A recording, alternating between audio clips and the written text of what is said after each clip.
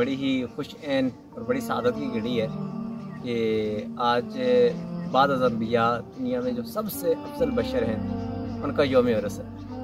हज़रत सिद्दीक़ अकबर रज़ी अल्लाह तआला की शान तो बहुत बुलंद है, बहुत बुलंद है और बहुत बुलंद है। हज़रत सिद्दीक़ अकबर अगर ये कहें कि सबसे पहले मुहफ़्फ़िज़ ख़त्म नबुव्वत जो हैं तो वो सिद्दीक़ अकबर है। और जो ज़कात के मसले पे जिन लोगों ने उंगली उठाई, निशाना बनाया, उन सब का कला कामा करने वाली जो शख्सियत है वो सिद्दीक़ अकबर है। आपने 2 साल 6 माह मनसब खिलाफत पर फायज रहे और आपने ना बहुत बड़े बड़े कारनामे सर अंजाम दिए।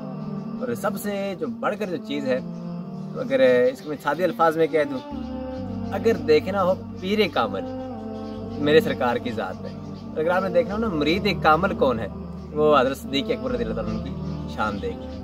और ये बात ज़हन नशीन कर लें, रासख कर लें कि हज़रत सिद्दीक़ अकबर रज़ी अल्लाह तआला वो वलायत में हो, मनसब में हो, किसी लिहाज से भी देख लेंगे तो मुतलक तौर पर हज़रत सिद्दीक़ अकबर रज़ी अल्लाह तआला की जो फजीलत है वो अव्वल दर्जे पे है। यानी कि हर लिहाज से हज़रत सिद्दीक़ अकबर रज़ी अल्लाह तआला अंबिया किराम के बाद दुनिया में सबसे अफजल है।